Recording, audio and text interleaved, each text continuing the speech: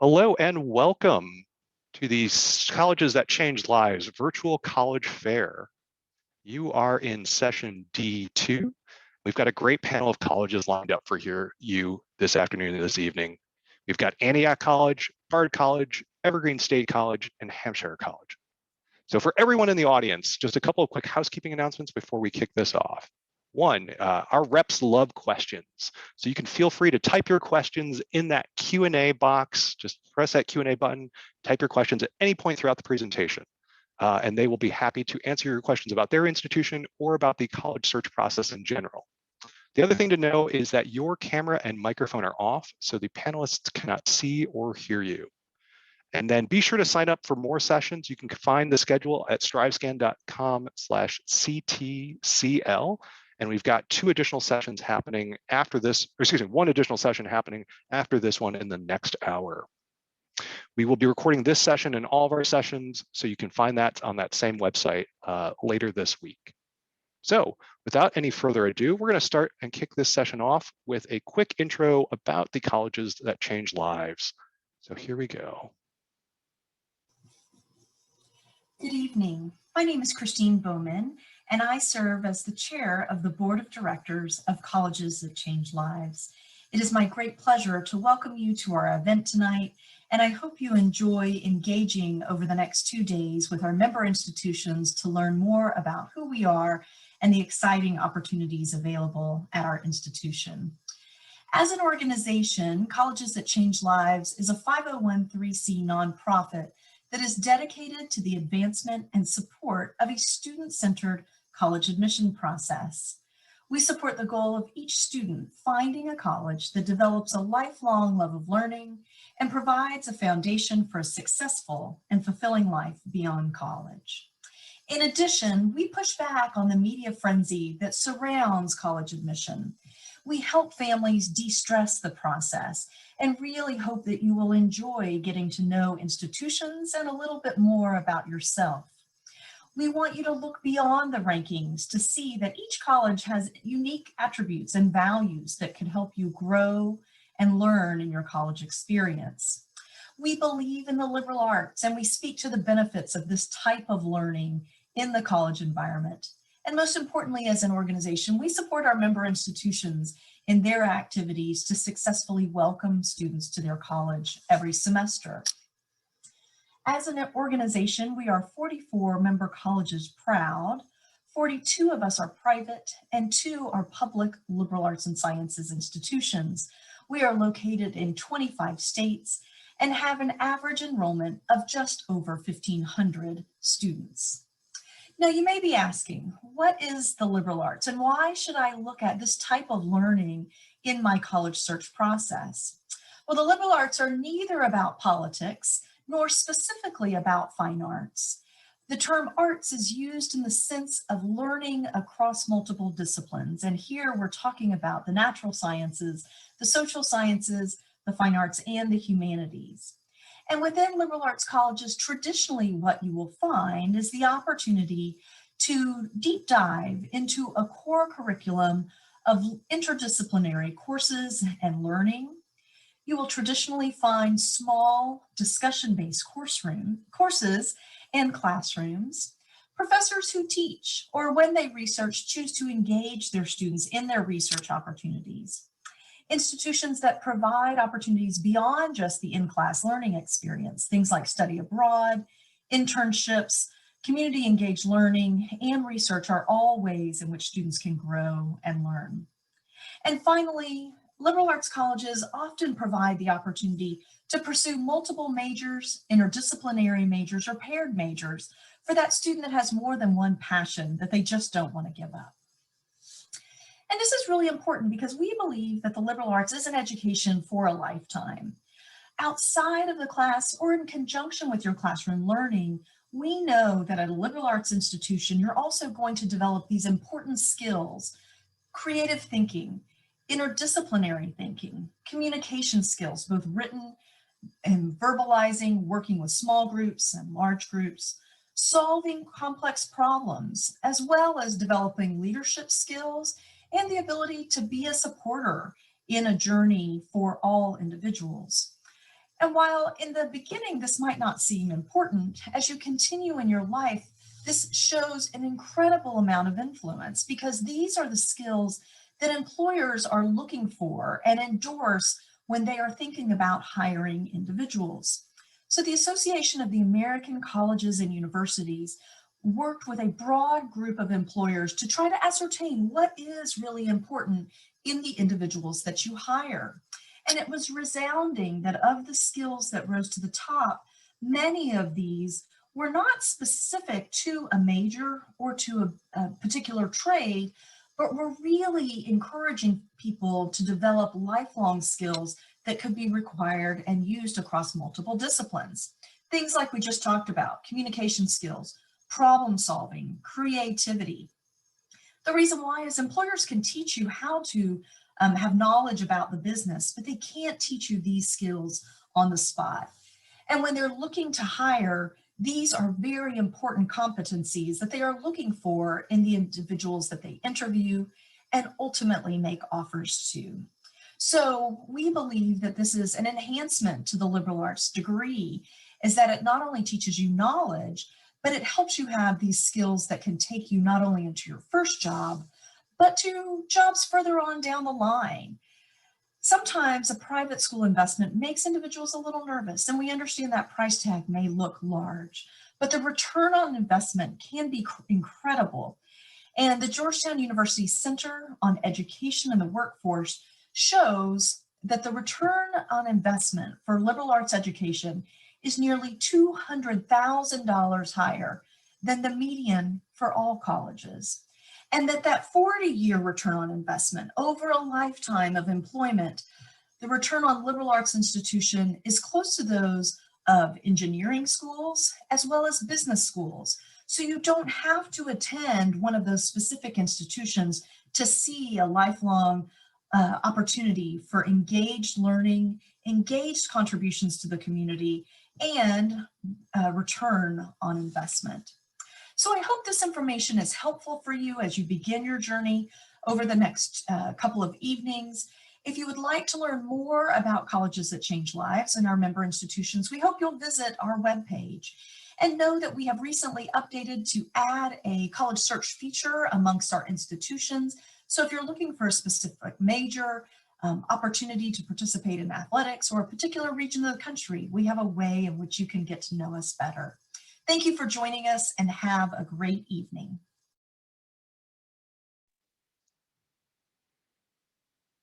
All right, Miles from Antioch College, take it away.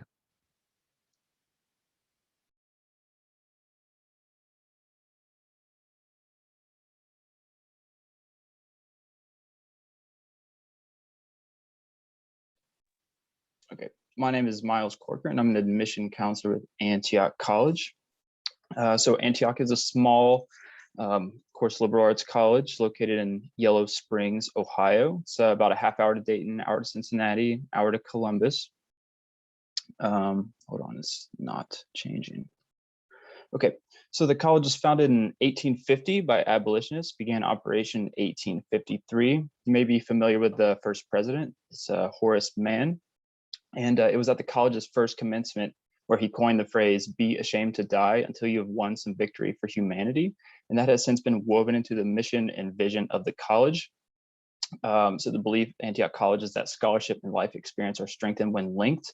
And that culminates through our cooperative education program, where students get out of the classroom and out to the real world. So it's this back and forth that really has students engaging with the world of these new ideas that they're learning in the classroom. And the college has had co-op since 1920. Our students self-design majors among 4 academic divisions you see here: arts, humanities, sciences, and social sciences. So the self-design major allows students to take an interdisciplinary approach to their studies, designing a unique major to their individual interests. So students have the opportunity to design a major among the sciences and the arts, or humanities and social sciences. So it's really up to them how they want to go about it. So it gives students much greater ownership of their studies. And of course, students also do have much to benefit from self-designing a major too. It's it looks really great on a resume. It shows students have to take the initiative to build the major, of course, with the aid of an advisor.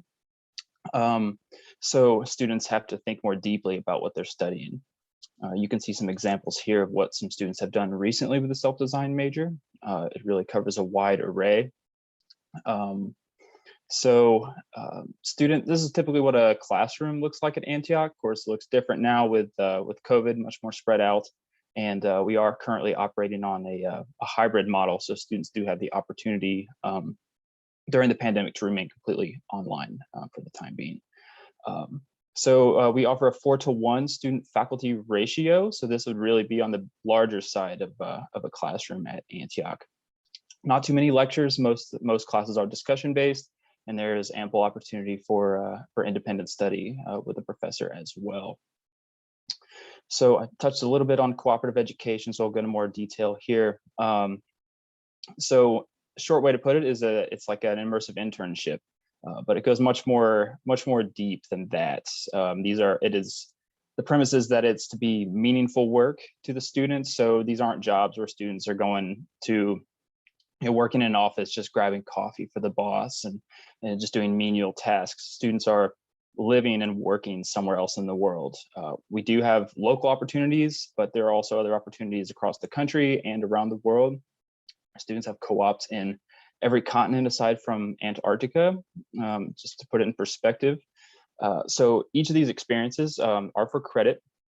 They last 12 weeks at a time. So first year students will co-op in the spring quarter, second year students in the winter, third year students in the fall quarter, and students in their fourth year have an option whether or not to do the fourth co-op.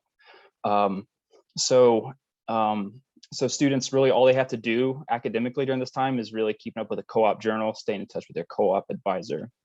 We have hundreds of jobs in the database that students can apply to. They do have to apply just like a normal job with a resume, cover letter, but they are fully assisted with their co-op advisor through this whole process. Students can co-op even outside of what their declared major is, which they don't have to declare until halfway through their second year. So when students lost their self-design major by the spring of their second year, they could have 2 co-op jobs under their belt by that time. So students have a much more clear sense of what they want to do and the kind of direction they want to take with their studies. Much better than having students declare a major right off the bat. That's asking a lot of a 17 and 18-year-old, in my opinion. Students, like I said, are all over, a lot of interesting co-ops. And it's all up to the student, allowing them to take really great ownership of their studies. Campus is made up of about 115 students. 60% of the student body comes from out of state. It's a very diverse campus among students, faculty, and staff. Campus has numerous student organizations around different hobbies and identities. We're very community oriented. So every week, the college has community day every Tuesday afternoon. So everybody can kind of just be kept in the loop of what's going on. A lot of events, things like that, different changes going on. We also offer, we have shared governance where students actually could be democratically elected to these boards with staff and faculty. Allows students to have much more agency in the direction of the college than a typical student government would allow. Let's see what else to mention. Under normal circumstances, we have a lot of performances. There's different art exhibits from artists from around the world. It could even be exhibits showing student or faculty work. Let's see, we have intramural sports from time to time, but it depends on the interest and who's around because it's a very transient community with co-op. It's a very active community. I would say much of the student body are very active, politically, and very well integrated with the town in Yellow Springs too. We offer a farm-to-table dining program. It's an organic farm, primarily staffed by students. So all meals in the Antioch kitchen are made from scratch. During the growing seasons, the farm supplies about 1/3 of produce in the dining hall. let's see, Yellow Springs is a very progressive community. It's about 3,500 people. So it's a small village, but it does have a very active downtown. It is a kind of a tourist attraction in the greater region. It's just loaded with local shops and restaurants, festivals throughout the year and things like that. So always something going on in town. It's like a 5 to 10 minute walk from campus. The application, I'll touch on that real quick. It's free to apply in the Common App, and we're test optional, and we were test optional well before the pandemic. We holistically review all applications, so essays are worth just as much as transcripts and vice versa. 100% of admitted students receive financial aid, and this is all based on the FAFSA for need. We meet 100% of need. And late 2019, we launched the Antioch College Works program, which allows all Pell eligible students to receive full tuition scholarships. Also includes some guaranteed campus work and aid to help students get an international co-op experience and even launch placement to a job through the co-op office after graduation. So great opportunities there for students. And if you want to take down my contact information, you can do so. Feel free to reach out anytime. I cover Northern Ohio and the West Coast and much of the greater Midwest as well. Thank you for your time. Great, thank you, Miles. All right, next up, we've got Bard College. Take it away, Corey. Thank you very much, Dan. Right, so let me get the share going. Okay, hi everybody. My name is Colrick Greathouse. I'm Assistant Director of Admission and the West Coast Coordinator for Bard College. So I primarily work out in California, although in the midst of the pandemic, I'm coming to you from Nashville, Tennessee, because I wanted to be closer to my family. I've got contact information up here. You're welcome to screenshot that, but I think this will be recorded and you'll also get follow-up emails and things from us. So don't worry too much about getting in touch.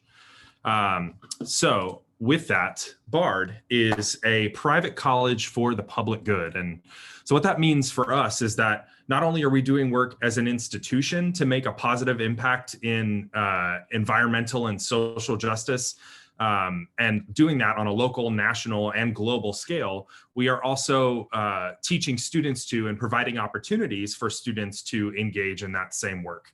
And there are two examples that I typically share, seemingly unrelated, to sort of illustrate that for you. One is we have 2 farms and an orchard on campus supplying more than 20,000 pounds of produce every year to our dining halls and community farm stand, as well as donations to local food banks and shelters.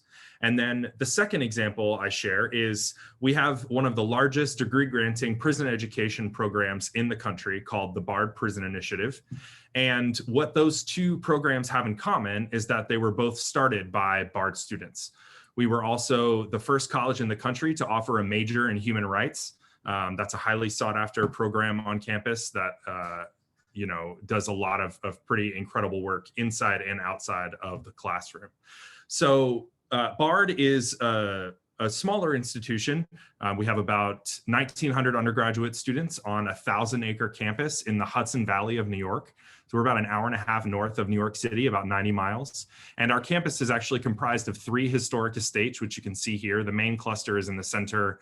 And then we have one of our farms and orchard on the south end of campus at Montgomery Place. And then the other, where the program originated, is on the north end of campus. We also have Performing Arts Center designed by Frank Gehry. And that's a major draw, again, when we're not in the middle of a pandemic, for arts and performance and community in the Hudson Valley. And so we love having a relationship with our nearby towns. So this is kind of a view of campus for you. It's not an exaggeration. We really do sit right on the Hudson River here. That's the train line that runs from New York all the way to Montreal. And it's the closest stop is about 10 minutes, 12 minutes from campus. And this is the view of the Catskill Mountains in the background, lots of skiing, hiking, and camping, whatever your, outdoor ambitions might be, you can find it in the Hudson Valley. I want to take a moment to focus on the BARD network outside of our campus in Annandale. So as I mentioned, and as a part of that mission of being a private college for the public good, I talked a little bit about the BARD Prison Initiative. You see the little TLS moniker there. That's Trustee Leader Scholar is what that stands for. And that is essentially a mini grant program that funds student work, student service initiatives, whether that be the prison education program, which is now its own, sort of not independent. It's a program that's part of the BARD network, but it is a standalone program in a way. But we have programs like Brothers at BARD, or even La Voz, which is the largest Spanish language publication in the Hudson Valley. These are student projects where they go out into the community and do some amazing work, and it's funded by the college. So that's kind of the TLS overview. Also, part of our national network is the BARD High School Early College program. So we have BARD high schools. They're public institutions where students get their high school diploma as well as their associate's degree from BARD, and that is tuition free. And those programs are located in Queens, Manhattan, Hudson, right near us in the Hudson Valley, Newark, Cleveland, Baltimore, and New Orleans. And that's another way that we're sort of reaching out into the community and bringing a liberal arts foundation of education out into the world. And those students can transfer that associate's degree to us or to any institution that they choose to apply to. And then I'll talk just for a moment about the international part of our network. So most notably, we have BARD College Berlin, which is its own liberal arts college in Berlin, Germany.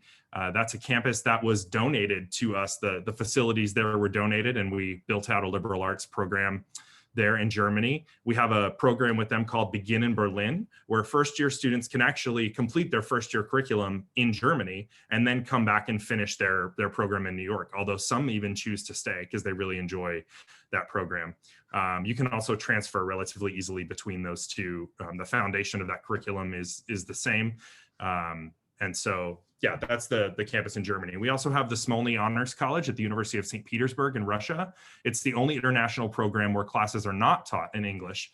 You actually do need to be fluent in Russian in order to participate in that program. But we have an exchange with them. And so we have students that come from that campus in Russia to study for a semester, and we send students to that campus, and that's something that happens every year. We also have a partnership with the Central European University in well, it's now moved to Vienna, Austria, pretty recently. It was in Budapest, Hungary previously, and the climate was very challenging there for teaching a liberal arts curriculum freely, and so we moved that program to Vienna. And then we have a relationship with Al-Quds University in the West Bank, Al-Quds BARD, and a partnership with the American University of Central Asia in Bishkek, Kyrgyzstan. And so lots of opportunities to study abroad. You're certainly not limited to the network. You can study abroad anywhere you like, but the most seamless transitions are with those network connections. So that's a little bit about the larger piece for you. Now I just want to zoom into the curriculum that happens on campus. We have 5 academic traditions, as you can see here: LNT, Language and Thinking, First Year Seminar or FISM, Citizen Science or CitSci, Moderation, and Senior Project. So a little more detail about that for you. With the first year experience, LNT actually happens 3 weeks prior to the start of your first semester. So it's a combined orientation of the classroom as well as the broader campus experience. Many classes, in fact, the majority of our classes in the fall were taught outside because of COVID. And we did that until we weren't able to, right up until the Thanksgiving break when the weather no longer permitted outdoor learning. And then everybody went virtual so that they could, they didn't have to make the choice between going home to see their families if they wanted to for the holidays or staying on campus. And so we moved everything virtual. And so after the Language and Thinking program, you have First Year Seminar Section 1 in the fall and 2 in the spring. And similar to Language and Thinking, that's more of a great books course. So it moves a little bit beyond the toolbox of writing and thinking for the liberal arts that you get in L&T. And then we have Citizen Science, and that actually mirrors the Language and Thinking program. So that happens 3 weeks before the start of the spring semester. And with Citizen Science, everyone sort of takes their own approach to the STEM fields, and everyone, all first-year students, participate in that program, even if you're not majoring in science. But how you do that is up to you.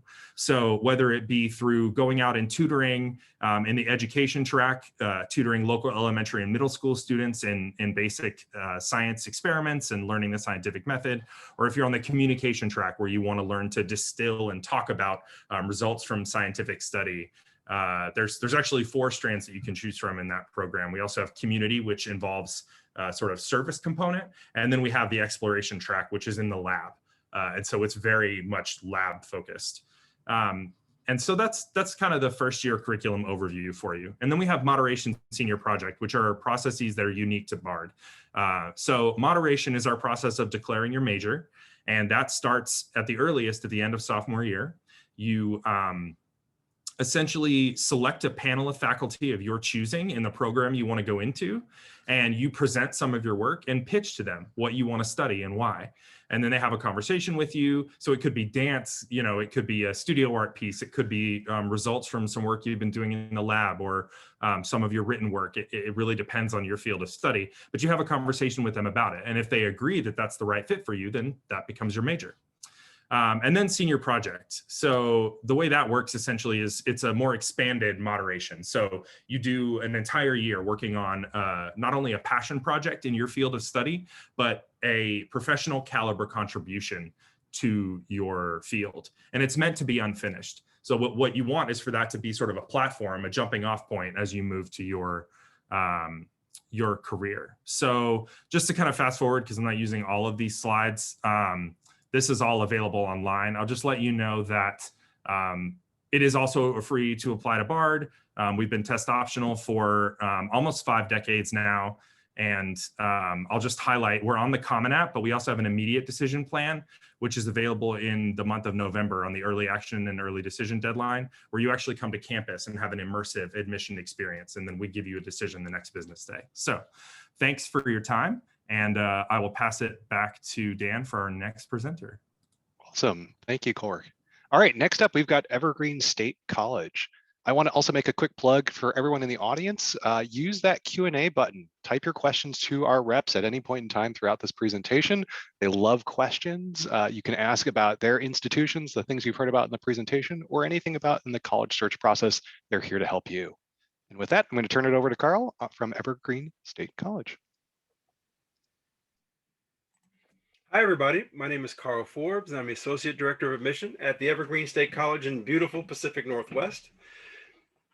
We were founded in 1967, though we began operations in 1971, so we are at our 50th anniversary. We're located on 1,000 acres of woodland. So if you take a look at the picture, you'll see 1,000 acres of unspoiled woodland that backs right up to the Puget Sound. So we do have beach access as well. Our campus, though, our developed campus is about 250 acres. So that part is pretty compact so that you can get to know your faculty and your classmates really well.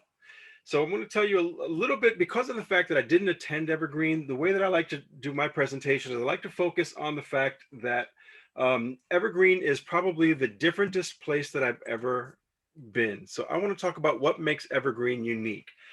And that's going to be my focus.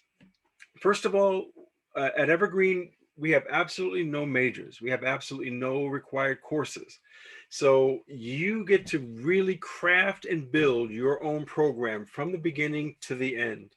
You put the elements in there that you want to make sure that are part of your college experience. If you want to travel abroad, we've got travel abroad opportunities. If you want to create your own program, we have those opportunities, and we'll talk about that a little bit in the presentation. So you start by choosing a path. Do you want to achieve a Bachelor of Arts, or do you want to achieve a Bachelor of Science? There are some rules and limitations in terms of what you need to do in order to earn a Bachelor of Science, but you get to choose all of the courses that are part of that of those programs. Every student creates an academic statement.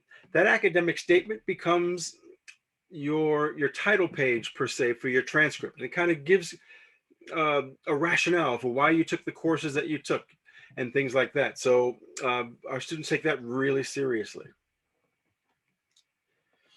The second thing about us is that you have a really simple schedule at Evergreen.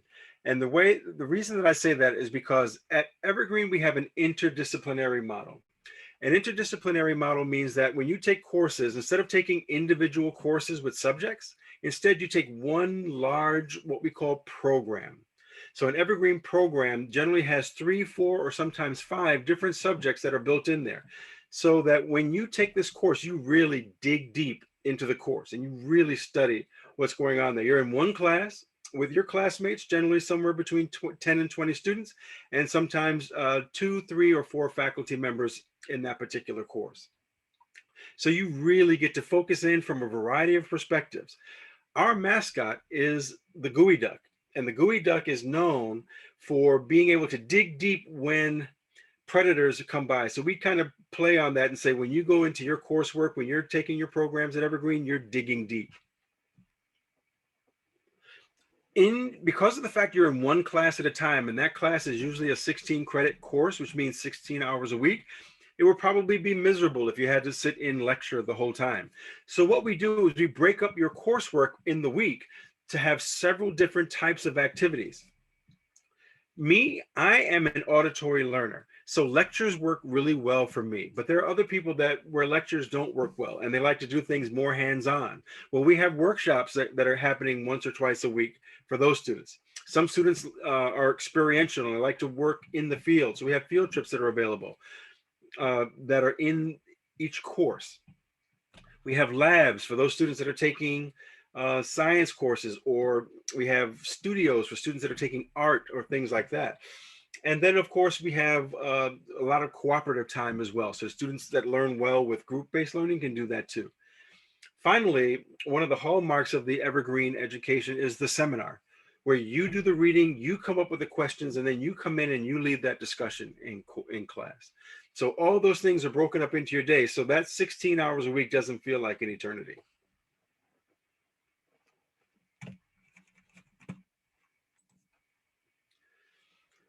We expect that you're going to explore your passions in your first year. And then as you move up through your sophomore year and junior year, that you're going to refine your course selections, and then ultimately look to figure out what you want to emphasize and how you're going to apply your learning. And applying your learning can be in a variety of different forms. We'll talk about that in just a moment. Many of our students choose to do an area of emphasis. It's not required. Some of our students have one, or most of our students have at least one. Some of them have 2, and the rare student will have 3 different areas of emphasis. And basically what that means is that if you remember just a few slides ago, our students are doing coursework that is multidisciplinary, lots of different subjects in each course. But what you can do is you can group your courses like you see in this model here, so that you have common threads throughout those courses that you choose. So in this particular model, this student took visual art for all 4 years. So this student will have a concentration or an area of emphasis in the visual arts. Quick vocabulary lesson for you. Because our classes are 16 credit multi-subject interdisciplinary programs, when you ask a student what program are you in, they are not going to tell you about their overarching thematic grouping of courses like you would at another school. When you ask a student about what program they're in, they're going to tell you what they're doing right now, what they're taking right now. If you ask them what their emphasis is or what they're studying at Evergreen, it turns into a paragraph.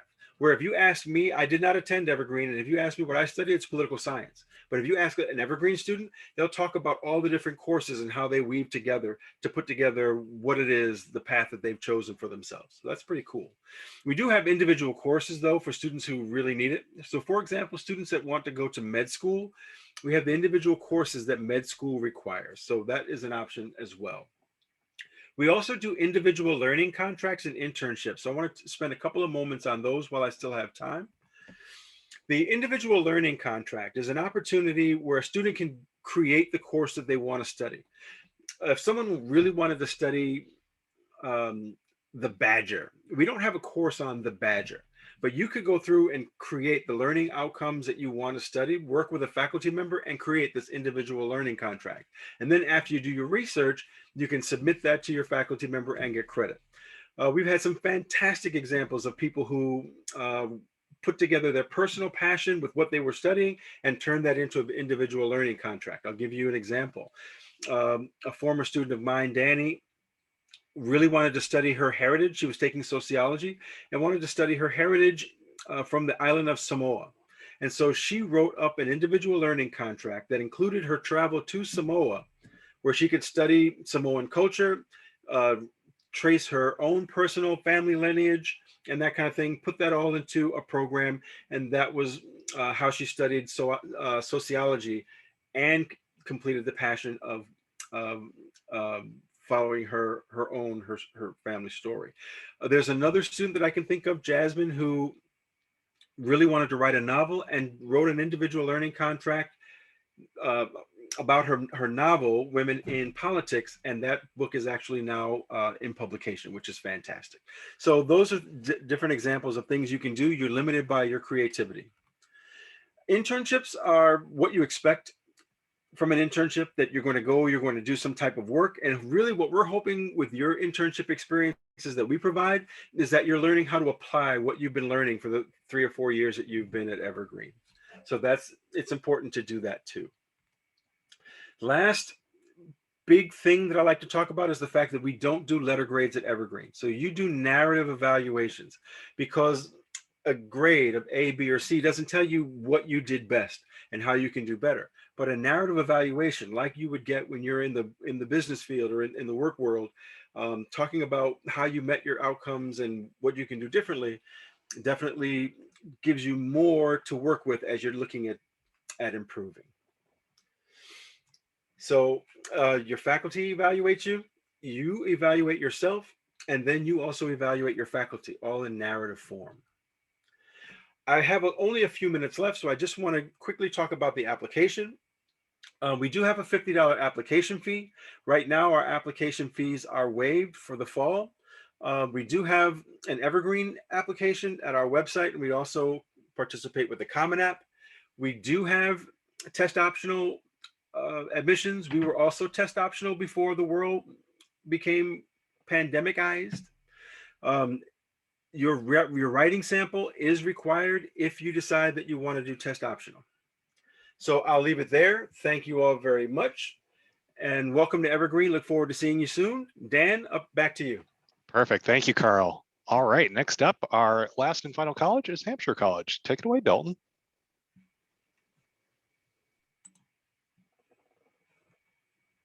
All right. Hi, everyone, and thanks so much for joining us. I'm Dalton Lewis, Associate Director of Admissions and Coordinator of International Recruitment at Hampshire College. I'm also a Hampshire alum, and I'm joined today by my colleague Bernadette Burke, another Associate Director of Admissions, who will be there to answer questions in the chat and provide links for extra information. So thank you, Bernadette.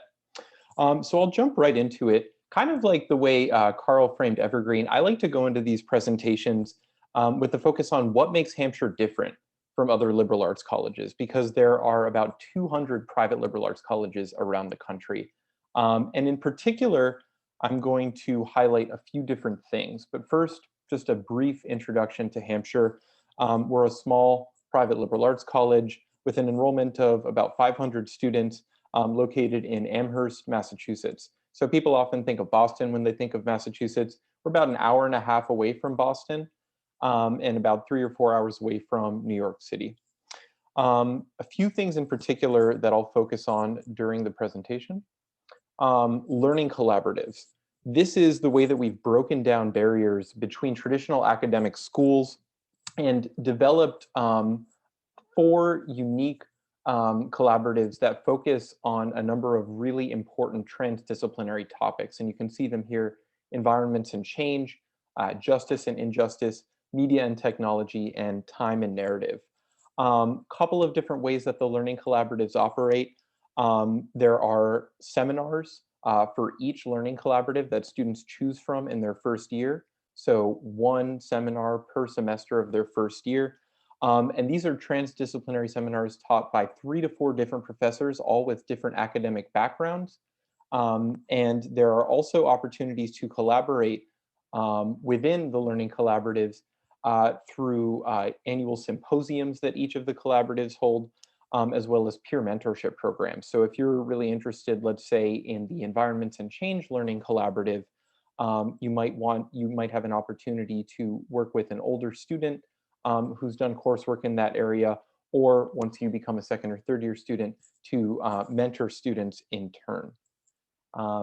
Moving on, another really important aspect of Hampshire's education, like Evergreen, we only use narrative evaluations to evaluate our students. We do not provide letter grades. And I think Carl raised a couple of really good points about this. Narrative evaluations really don't tell you as much about who you are as a student, or rather, traditional grades don't tell you as much as a narrative evaluation will about who you are as a student. So narrative evaluations give you information about how you did in terms of meeting the goals of that course, what you did well, and what your areas of improvement are.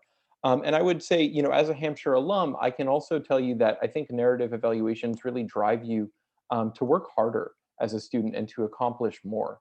But the difference is that instead of competing with other students to get the best grade in a class, you're doing it for the sake of your own self-improvement. So really, it focuses more on collaboration than on competition. And I think narrative evaluations also are a great way to showcase to graduate schools and to employers all of the really exciting work that you do as a Hampshire student. And on that note, just a few statistics about Hampshire's graduate outcomes. 65% of Hampshire alums earn an advanced degree within 10 years of leaving Hampshire, which puts us in the top 3% of US colleges in terms of attaining graduate degrees. 88% of our alumni land jobs or are in grad school within 6 months of graduating. This is a really interesting one.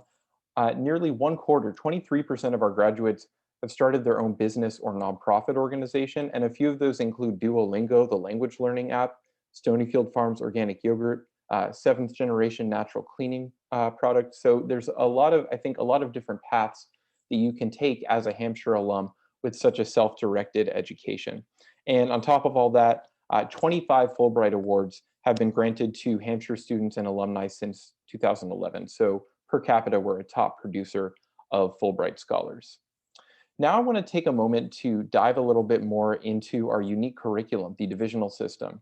So like a lot of the other colleges you've heard from today, Hampshire students actually design a unique program of study. Everybody has a different curriculum. And that happens in close collaboration with faculty advisors. Briefly, in your first year at Hampshire, you're taking classes in different areas, exploring, figuring out what you want to do with the rest of your time. You have one advisor during that year. During Division 2, your second and third years, you pick your own faculty advisory committee. And I think this is something that makes Hampshire really unique, even amongst other progressive liberal arts colleges. It's pretty rare to get the opportunity to pick a faculty advisory committee of multiple professors. With them, you design your unique curriculum through what's called the contract, another term that might sound familiar. And you pick a concentration of 2 or 3 areas of study instead of just picking one subject for a major. So no student at Hampshire is just studying one subject. Skipping ahead a few slides, Hampshire students bring it all together in their 4th year, what we call Division 3. And this is when you spend actually most of that academic year creating a project that is meant to kind of culminate and bring together all of the knowledge you've gained in your first 3 years, but also to contribute new knowledge to your fields of your chosen areas of study, which I think is another one of the reasons that our graduates go on to see so much success when it comes to applying to grad school. It's very similar to a master's thesis. And this project can be any number of different things. It could be a performance, a feature-length film, a scientific research study, or even starting your own business or nonprofit organization. And Bernadette, I guess if you want to share a link to the list of Division 3 project profiles, that would probably be super helpful as well, in case you haven't already. The last thing that I'll highlight is the 5-college consortium. And this is really important to understand because Hampshire was actually created by the other colleges in the consortium. So you have Amherst College, one of the top liberal arts colleges in the country, Mount Holyoke College and Smith College, two of the top women's colleges in the country and also liberal arts colleges. And then you have UMass Amherst, which is by far the largest university in New England. So it's a really diverse array of educational institutions. And they created Hampshire back in the late 1960s specifically to provide a new, more flexible modern paradigm for a liberal arts education. Through the consortium, which by the way is connected by the largest free bus system in the country, you have access to over 5,000 classes, including graduate level courses, and nearly 1,000 student groups and club sports teams. So whatever you can't find at Hampshire, there's a very good chance that you might be able to access that opportunity at one of the other colleges in the consortium. And there are no extra tuition fees for taking classes or joining clubs at the other colleges. And even in addition to those resources, it's definitely worth highlighting the 5-college shared library system. There are 10 to 15 million volumes between the combined resources of the 5-college libraries. And you can actually have books delivered directly to Hampshire's library, so you don't have to go to the other campuses to get them. And because there are 30,000 undergraduate students in the area, there's always just a lot going on. Tons of restaurants, art galleries, performances, lectures, festivals, fairs. It's a really great place to go to college. One other thing, the meal plans at the other campuses can also be used. And as a Hampshire alum, I can tell you that Hampshire students definitely do take advantage of the 5-college consortium as much as possible.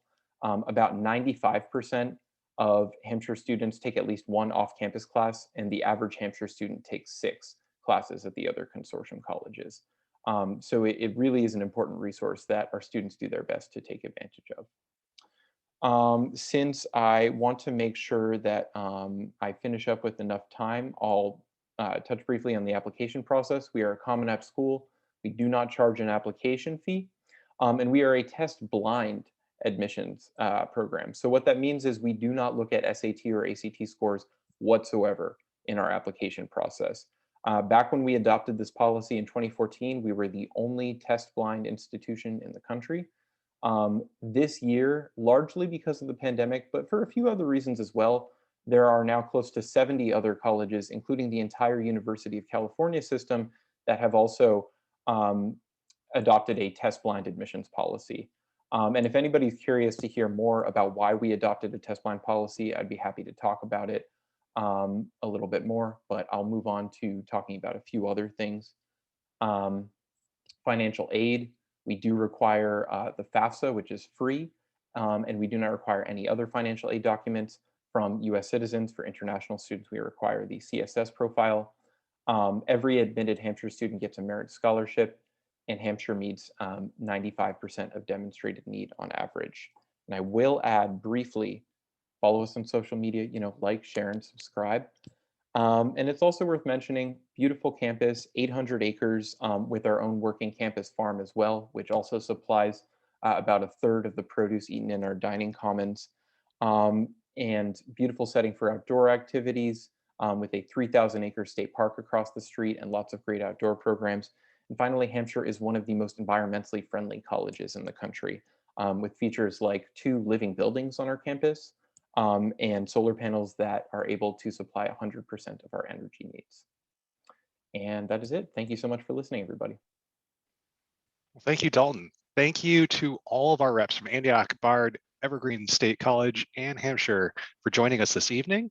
And we really appreciate your time and sharing your expertise with us in this session. Thank you to all of our students and families who have also attended. Just a quick note before we wrap up here, when you close this window, you will get a very quick 4-question survey that will appear on your screen. We'd appreciate if you could share any feedback with us. It'd be fairly helpful. Also, there is one more session happening in the next hour this evening. Feel free to go to strivescan.com/CTCL and sign up for that last session. The recording for this session and all of our sessions from yesterday and today will be available at that same website later this week. I want to say thank you again and appreciate it to all of our reps. Have a good evening, everyone.